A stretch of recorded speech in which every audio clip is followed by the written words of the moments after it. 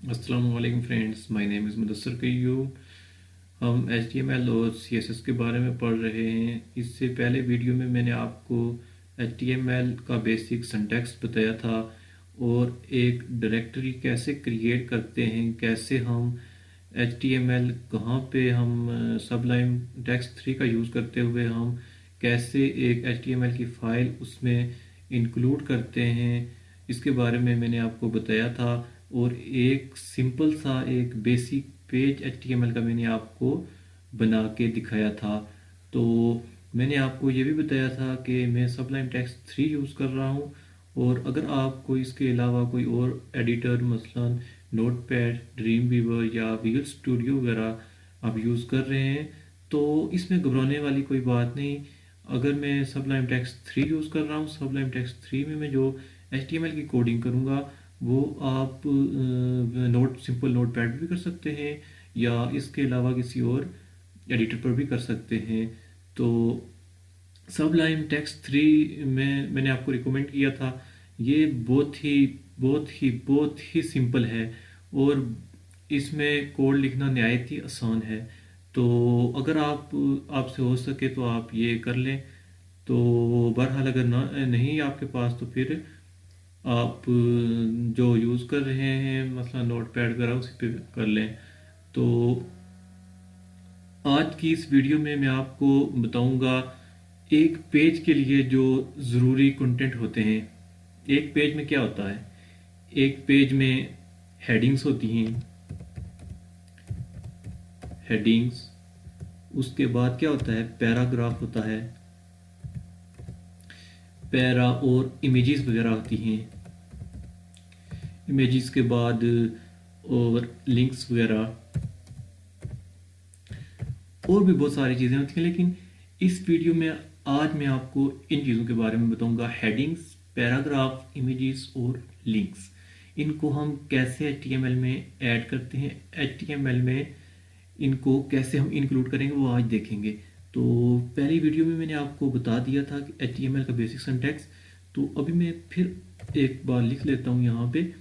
तो ये HTML आ गया और तो ये HTML का एक बेसिक सिंटैक्स है। यहाँ पे जो टाइटल दिया हुआ है, टाइटल, तो यहाँ पे हमने टाइटल देना है कोई भी जो पेज के ऊपर शो हो। तो at.edu.pk अपनी मर्ज़ी से आप कोई भी दे सकते हैं। तो ये तो था टाइटल। लेकिन हम जो मैंने पहले भी बताया था आपको कि हम जो भी काम करेंगे, जो भी कोड लिखेंगे वो बॉडी के अंदर लिखेंगे, इस बॉडी के टैग के अंदर लिखेंगे। और HTML एक टैग बेस्ड लैंग्वेज है। एक ओपनिंग टैग होता है, एक क्लोजिंग टैग। तो जो टैग शुरू होगा वो क्लोज भी होगा। ये तो मैंने आपको पहले बता दिया था। तो आज के टॉपिक की तरफ आते हैं हम। तो सबसे पहले मैं आपको बताऊंगा कि हम हेडिंग कैसे लिखते हैं, एक पेज में हेडिंग कैसे बनाते हैं। तो HTML में हेडिंग्स के लिए 6 टैग हैं, 6 टैग हेडिंग के लिए हैं, H1 से H6 तक। तो चले मैं आपको यहाँ लिख के बताता हूँ। सबसे पहले H1 टैग। ये H1 टैग यहाँ से ओपन हुआ, यहाँ पे क्लोज हुआ। तो यहाँ पे मैं दे देता हूँ, लिख लेता हूँ हेडिंग। ये H1 टैग हो गया। इसके बाद में H2 टैग यहाँ पे लिख लेता हूँ, फिर हेडिंग H3। ये फ्रेंड्स मैं अभी आपको सिंपल समझा रहा हूँ, मुख्तलिफ टैग्स के बारे में आपको बता रहा हूँ, इनका क्या पर्पस है, हम किस लिए इन्हें यूज़ करते हैं ताकि बाद में हमें आसानी हो। तो H2, 3, 4 टैग, इसी तरह फर्दर हम H6 तक जाएंगे। तो अब बाकी मैं अभी ये आपको बता देता हूँ H1 से H4 तक, लेकिन ये H6 तक हैं। लेकिन यहाँ पे मैं आपको पेज ओपन करके बताता हूँ। पहले आपने ये करना है, इसे सेव कर लेना है। मैंने सेव कर लिया है Ctrl+S करके। और अभी मैं ओपन करता हूँ इसे ब्राउज़र में। तो ये ब्राउज़र में ओपन हो चुका है मेरा पेज। तो आप देख सकते हैं जो H1 मैंने टैग दिया था उसमें जो हेडिंग मैंने लिखा दरमियान में, तो वो काफ़ी बड़ा नज़र आ रहा है। उससे H2 वाले टैग में जो मैंने लिखा है वो थोड़ा उससे छोटा, H3 उससे छोटा, H4 उससे छोटा। इसी तरह ये टैग्स जो हैं H1 से H6 तक जाएंगे। और ये हेडिंग के टैग हैं, यानी आप समझ गए होंगे। आपको ये देख सकते हैं हेडिंग जो फर्स्ट टैग H1 दिया था वो काफ़ी बड़ा, उससे भी छोटा, उससे छोटा, उससे छोटा। इसी तरह ये H1 से H6 तक 6 टैग होते हैं HTML में। तो ये हेडिंग टैग हैं। तो हेडिंग टैग्स ये आपको समझ आ गई होगी, मैं उम्मीद करता हूँ। इसके बाद हम आते हैं पैराग्राफ की तरफ। तो ये मैं रिमूव कर देता हूँ क्योंकि अभी रफ काम कर रहे हैं हम। तो जो पैरा हम लिखेंगे वो पी के टैग के अंदर लिखेंगे हम। ये ओपनिंग टैग, ये क्लोजिंग टैग। तो इसके दरमियान में हमने कोई पैराग्राफ लिखना है। तो मैं अभी वैसे रफ कुछ लिख लेता हूँ। Hey I welcome to our channel. तो थोड़ा सा और भी लिख लेते हैं।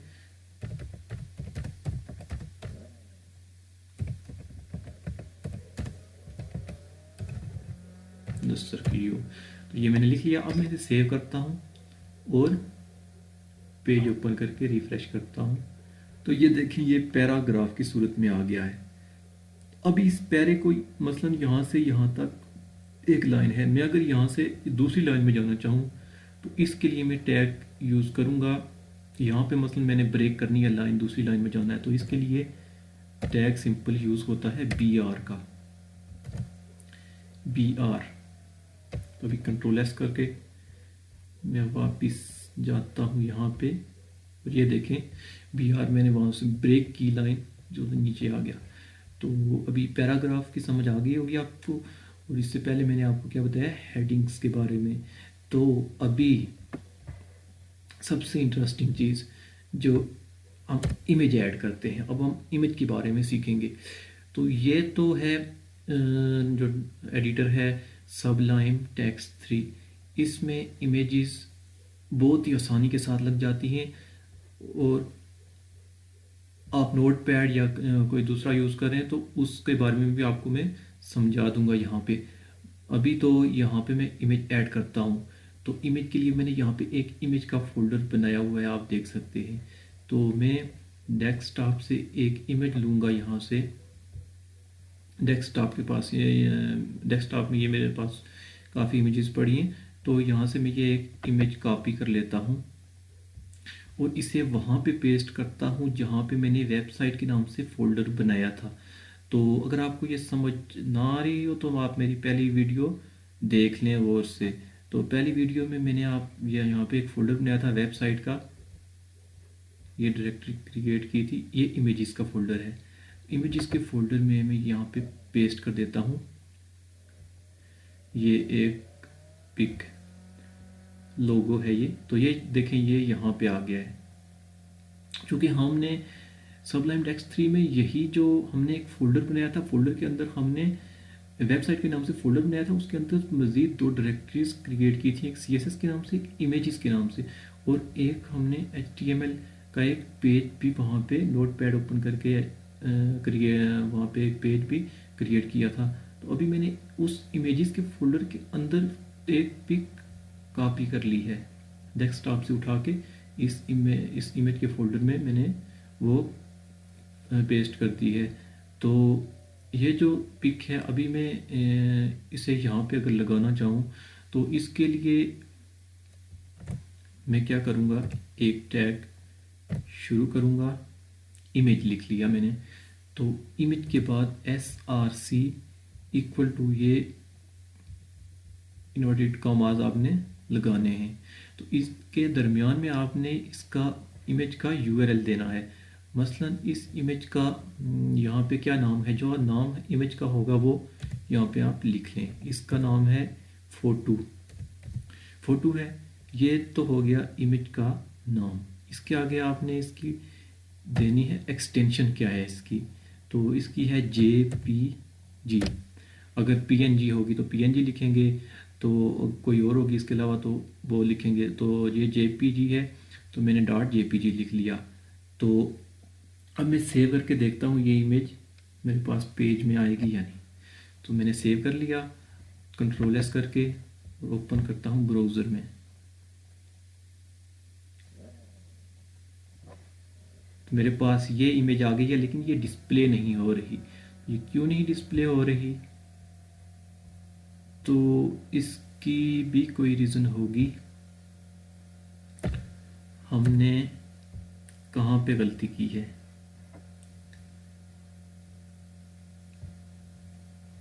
सॉरी, हमने यहाँ पे उसका पाथ नहीं दिया। हम पाथ देना भी ज़रूरी है। मसलन ये किस फोल्डर में है, उस फोल्डर का, जिस फोल्डर में है उसका नाम भी लिखना है साथ में। इमेजेस के फोल्डर में है तो इमेजेस यहाँ पे लिखा, इसके बाद स्लैश और फिर नाम लिखना है आपने। और कंट्रोल एस करें। अब मैं दोबारा जाके रिफ्रेश करूँगा, ये देखें ये डिस्प्ले हो गया है लोगो। तो ये नहायत ही सिंपल सा एक टैग है। आपने ये जो एंगल ब्रैकेट्स हैं, आपने इनके मिड में आपने यहाँ पे इमेज लिखना है। इमेज के बाद SRC इक्वल टू यहाँ पे जिस फोल्डर में इमेज पड़ी है उस फोल्डर का नाम लिखना है इन्वर्टेड कॉमास के अंदर, और स्लैश डाल के उसके आगे इमेज का नाम और डॉट उसकी एक्सटेंशन लिखनी है, और आपके पास इमेज आ जाएगी। अभी इस इमेज को हमने लेफ़्ट साइड पे, राइट साइड पे, सेंटर पे, या इसकी विड्थ, हाइट के बारे में वो भी हम बाद में देखेंगे जब CSS हम शुरू करेंगे। तो अभी तो मैं आपको बेसिक चीज़ें ऐसे ही बता रहा हूँ, तो ये बाद में करेंगे हम मुकम्मल। अभी एक काम और कर देता हूँ मैं। यहाँ पे आपको नीचे एक लिंक का टैग कैसे क्रिएट करते हैं उसके बारे में बता देता हूँ। तो किसी, अगर आपने पेज में आपने कोई लिंक देना है तो लिंक के लिए आप ए लिखेंगे, ए के बाद हरीफ, ए हरीफ इक्वल टू ये, और ये लिंक का टैग है। ये इमेज का था, इमेज को मैं रिमूव कर देता हूँ। अभी मैं एक एक चीज़ आपको समझा रहा हूँ, एक एक टैग का। तो एक एक टैग के बारे में जब आपको ये टैग फिंगरप्रिंट्स पे ज़बानी याद हो जाएंगे, उसके बाद ही आप HTML और CSS पे काम कर सकेंगे। तो वेबसाइट बनाने के लिए ज़रूरी है आपको ये टैग्स फिंगरप्रिंट पे ज़ुबानी याद हो। तो ये लिंक का टैग है। लिंक कैसे करते हैं हम? ये ए हरीफ इक्वल टू, इस स्लैश के अंदर हमने वो लिंक देना है, उस पेज का लिंक देना है। बिलफर्ज यहाँ पे website.html का है। मेरे पास दूसरा कोई पेज है ही नहीं, अभी मैंने एक ही पेज बनाया है website.html का। तो मैं इसी का लिंक वापस यहाँ पे दे देता हूँ, वापस इसी पेज का लिंक इसी को दे देता हूँ। तो ये दे दिया लिंक यहाँ पे, और यहाँ पे मैं उसका नाम लिख देता हूँ कि कौन सा नाम, क्या नाम वहाँ पे डिस्प्ले हो। तो वहाँ पे डिस्प्ले हो लिंक। कंट्रोल एस करके यहाँ पे आता हूँ, ये लिंक, ये देखें यहाँ पे ये आ गया है मेरे पास एक लिंक। तो ये अभी मैंने इसी पेज का वापस लिंक दिया है दोबारा, क्योंकि मेरे पास अभी एक ही पेज है HTML का। तो इस पर मैं क्लिक करूँगा तो वापस इसी पेज पे आऊँगा। तो ये ऐसे लिंक हम क्रिएट करते हैं। तो आज हमने पढ़ा है सबसे पहले हेडिंग्स के बारे में, हेडिंग टैग H1 से H6 तक। उसके बाद हमने पैराग्राफ कैसे ऐड करना है पेज में, उसके बारे में पढ़ा है। उसके बाद इमेज कैसे लगाते हैं उसके बारे में, और फिर लास्ट पे हमने अभी देखा है कि लिंक कैसे क्रिएट करते हैं। तो उम्मीद है ये वीडियो आपको पसंद आई होगी, और नेक्स्ट वीडियोस देखने के लिए मेरा चैनल सब्सक्राइब करें, वीडियो को लाइक करें। आहिस्ता आहिस्ता हम HTML भी साथ साथ पढ़ेंगे, साथ साथ CSS को भी देखेंगे। तो इंशाल्लाह 18 से 20 वीडियोस में आपको HTML और CSS के सब कंसेप्ट्स, एक वेबसाइट के लिए बनाने के लिए जो ज़रूरी कंटेंट्स, जो ज़रूरी जो एक लेआउट होगा वो आपकी समझ में आ जाएगा।